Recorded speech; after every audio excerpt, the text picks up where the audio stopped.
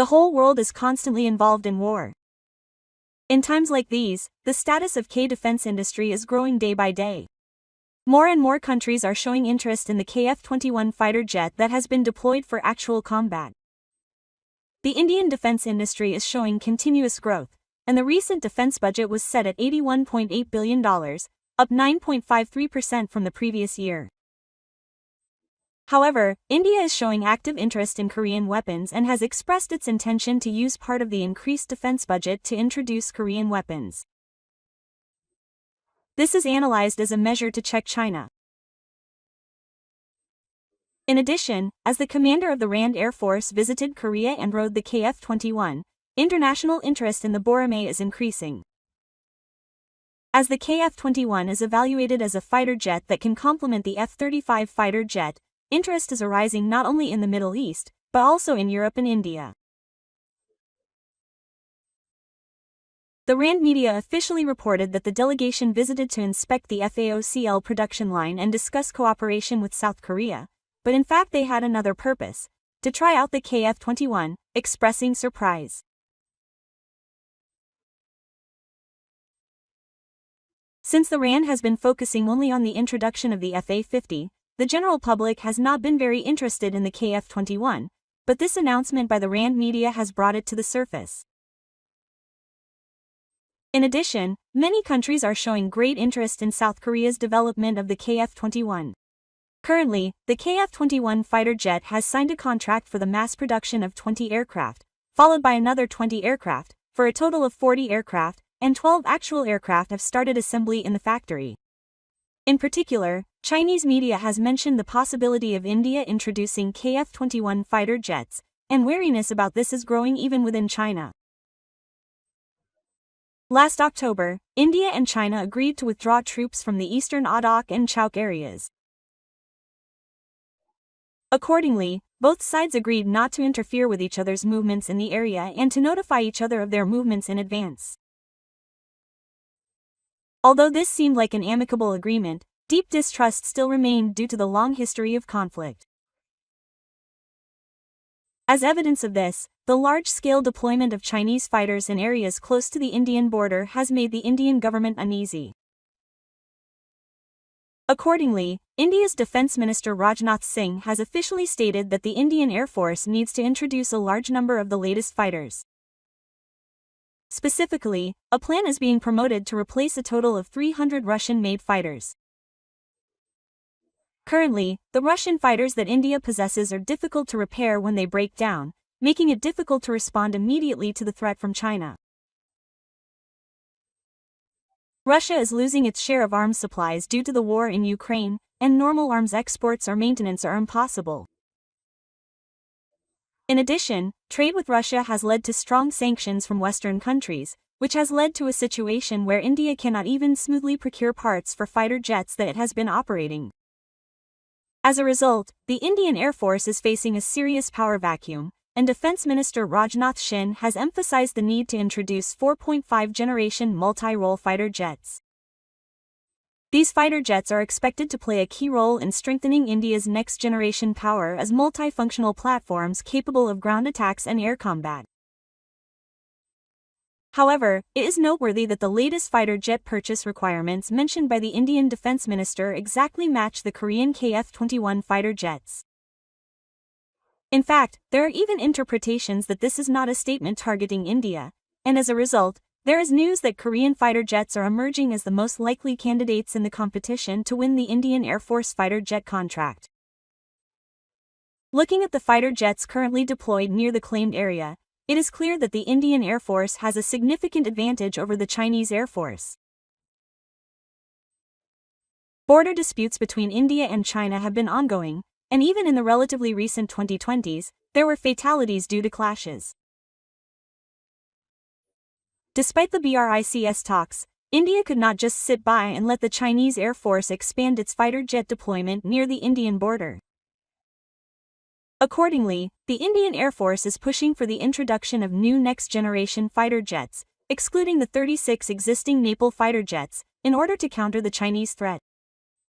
However, there is an analysis that the model that best meets the latest fighter jet requirements mentioned by the Indian Defence Minister is the KF-21 fighter jet from South Korea. Indian medical experts have also made the same assessment, and there is an outlook that the KF-21 fighter jet is likely to be adopted as India's next-generation main fighter jet. The group, a U.S. defense export analysis organization, predicted that the global demand for fighter jets will exceed 3,000 over the next 20 years after the KF-21 fighter jet is deployed in 2026.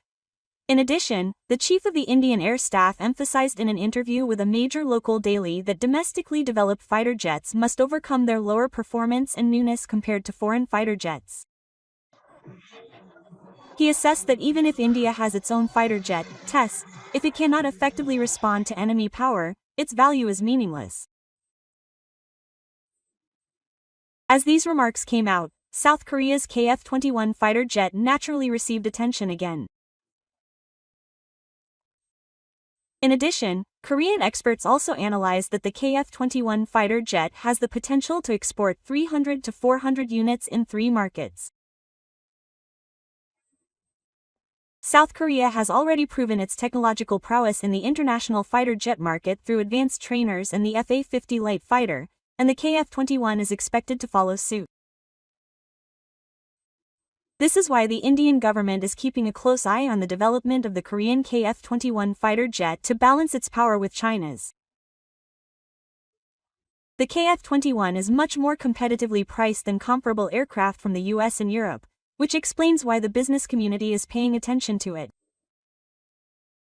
Especially for Southeast Asian and Middle Eastern countries, the KF-21 is not just a fighter jet, but a high-end platform that can be acquired at a reasonable price. What's even more interesting is that the Chinese media first reported this analysis, warning of the rise of Korean weapons. The Chinese media reported that Korea is expected to achieve greater results in defense exports based on its successful contract with India for the K-9 self-propelled howitzer, and that Korea is the only country that can best meet the demands of the Indian government. In a situation where India's fighter jet introduction project has encountered several difficulties and it is difficult to find a suitable alternative, the KF-21 fighter jet is emerging as the most likely option. Korea Aerospace Industries, Limited and the Defense Business Group, which are promoting the KF-21 fighter jet project, are actively reviewing Southeast Asian and Central and South American countries as major export markets. However, since the KF-21 fighter jet uses an American engine, there is a possibility that restrictions will arise during the export process, and the specific contract details regarding this have not been finalized yet. However, since India already operates a large number of American weapons and is one of the major allies of the United States, it is unlikely that the United States will have much to oppose in introducing the KF-21 fighter jet. Considering this background, the possibility of exporting the KF-21 fighter jet to India can be considered quite high. Of course, once the KF-21 fighter jet is completed, it should be deployed to the Republic of Korea Air Force as a priority to further solidify the foundation of independent national defense. At the same time, if economic benefits are maximized through overseas exports, additional investment in defense technology development will become possible. If the KF-21 develops into a 6th-generation fighter jet, it will have the positive effect of strengthening both Korea's national defense and economic power. Korea's technological development has always been limited to receiving suggestions and hiding its technological prowess, so it has not been revealed to the outside world. However, as the global interest in the KF-21 fighter jet has focused, Korea's technological growth has reached a point where it can no longer be hidden. Even the United States, which already possesses high fighter technology, has begun to highly praise Korea's development. Even in this situation, Korea's home ground is quietly continuing its research and maintaining the utmost modesty. According to the report, Korea has officially published a research report on how to completely eliminate high-performance radar wave-conductive surfaces using plasma and stealth technology since the early 2000s. It was concluded that it is almost impossible for even high-performance radar to detect it because the ionized plasma layer absorbs 100% of the radar's microwaves and converts them into meaningless energy and wavelengths. The role of radar is absolute in the modern battlefield. This is because the ability to detect enemy fighters quickly is a major factor in determining victory or defeat in an air war. This means that it is also essential to secure powerful stealth performance that is undetected by radar. Stealth and detection technology have developed in competition with each other. When stealth technology first appeared, stealth fighters were considered virtually invincible. However, the great powers have continuously developed surface-to-air radar technology and have secured increasingly powerful detection capabilities. Eventually, through several radar experiments, we succeeded in faintly detecting the existing fifth-generation stealth fighters, and countries possessing fifth-generation stealth technology such as the United States, Russia, and the European Union have continued research to immediately prepare countermeasures. This high-performance surface-to-air radar problem is equally applied to the KF-21 fighter. This is because the moment the fighter is detected by the surface-to-air radar, it is exposed to an immediate threat and can lead to a fatal situation. Therefore, Korea has continuously developed next-generation stealth technology to solve this problem. Korea has configured the shape of the fighter to be able to avoid radar detection from the design stage, and has adopted a method of applying advanced stealth doping to the surface of the airframe to receive electromagnetic waves of radar. Powerful countries are utilizing this technology to achieve excellent results in actual combat. However, the stealth fighter's most core element, the stealth blade, has the disadvantage of requiring a lot of maintenance time and having considerably high maintenance costs. As a latecomer, South Korea is conducting research on not only stealth blade technology that evades radar detection, but also electromagnetic wave technology using plasma to quickly overcome these shortcomings. The current technology development direction that South Korea is pursuing is to apply the stealth blade to the KF-21 Blogger fighter scheduled for mass production in 2026 and introduce plasma stealth technology for the sixth-generation fighter, which is the next-generation model of the KF-21, in the mid-2030s. South Korea is developing plasma stealth technology based on ultra-precision engineering and semiconductor technology, and is continuously developing core technologies while successfully completing the current system construction. In addition, it has achieved meaningful results by successfully developing new stealth materials. The stealth new material developed by Korea is a metamaterial, and if combined with plasma stealth technology in the future, it is expected to maximize the stealth performance of the KF-21 fighter jet. This will allow the KF-21 fighter jet to form a perfect ghost formation, and the business world is paying attention to Korea's stealth technology. Some countries are even predicting that if the KF-21 fighter jet has stealth performance, it will be a fighter jet that can compete with the F-35. The technology that Korea is currently researching most importantly in the fighter stealth process is semi-plasma stealth technology. In order to secure this technology, China is continuously expanding the development of fighter jets by investing a budget of more than 50 trillion won, but it still does not have a technological advantage in stealth performance and is going through many trials and errors. Many experts in the military said that South Korea's stealth performance will be a key factor in China's ability to secure air supremacy in a near-local war, and that this will be an important factor in determining the outcome of the war. As South Korea's technological prowess is rapidly developing, China's confidence is gradually faltering. South Korea will have to continue to develop its military technology in order to achieve independent national defense and build strong security.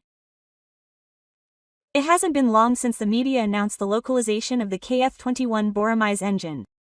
In order to overcome the current reality of having to use engines from American companies, South Korea is embarking on full-scale independent engine development.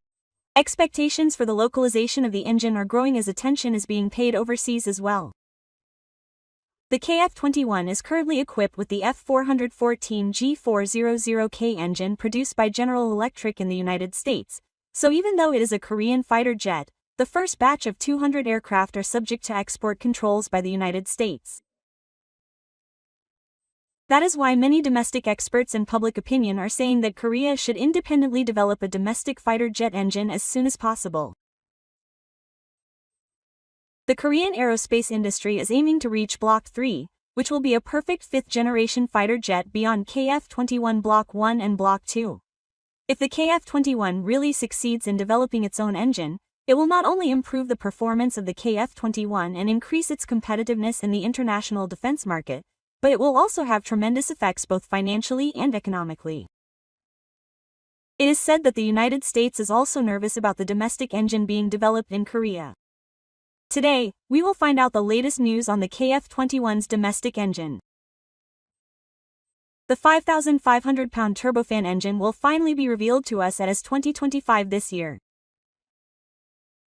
It marks the beginning of a new era in which the drone industry, which had relied on imported engines from overseas, can embrace even stealth unmanned fighters. The Korean-made fighter engine, which had been rumored for a long time, has finally been revealed to the world after a long development period of 12 years. There had been some information about Korea's 5,500-pound turbofan engine several years ago, but the reports at the time only mentioned the delay in engine development and there was almost no talk about the detailed design, performance, or material technology. That's because the engine is the most important part that can't be missed, like the heart of an aircraft. For this reason, in the defense industry, engine technology leaks are treated as extremely sensitive and top-secret technology, to the point that they are directly linked to national security. That is why many countries are focusing their attention on our Korean aircraft engines, which are becoming the arsenal of the free world. The related companies announced that they will present a finished product, not a prototype, at AS 2025 to be held this October. If it is 5,500 pounds, it can be mounted on a medium-sized unmanned aerial vehicle, and it is also easy to develop various derivatives in the future depending on the nature of the unmanned aerial vehicle's mission. Furthermore, this engine is even more meaningful in that it started out as a disposable small missile engine and successfully enlarged it, and also went through a long lifespan that makes it possible to use it multiple times, and we have come this far with our own independent technology. The fact that South Korea has succeeded in developing a domestic engine means that it is the sixth country to possess an independent engine, following the United States, the United Kingdom, France, Russia, and China. At the same time, it is expected to generate an economic ripple effect of about 100 trillion won and create 160,000 jobs. That is why not only the Korean defense industry but also the political circles are united in support of the development of domestic aircraft engines. According to an insider of the Korean fighter engine development team, a prototype of the first-generation engine developed internal blade cracks during an extreme test, causing the entire engine to burn down. At the time, the research center immediately stopped the test and began a comprehensive review of everything from related parts materials to design methods. It is said that this incident led to the rapid development of heat-resistant materials and high silver coating technology. Given its birth in this way, the significance of this engine is bound to grow. Even if we look at overseas cases, there is no precedent in the world for successfully jumping from a one-time engine like the Su-Sa-il to a turbofan. Most of the countries that have already secured turbo engines are aircraft manufacturing countries that have been developing this technology since World War II, so it is no exaggeration to say that it is impossible for a newly advanced aviation country to rise to the top in one breath.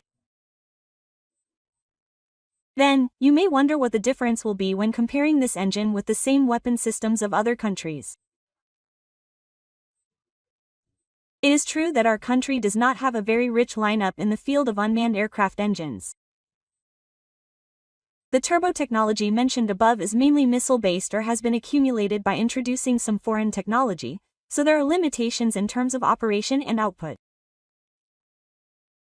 There are small unmanned strike aircraft in cooperation with IG Rex-1 and engine parts research in which Hanwha Aerospace participated, but this 5,500-pound class is the first case of a complete turbocharger that satisfies both output and long life.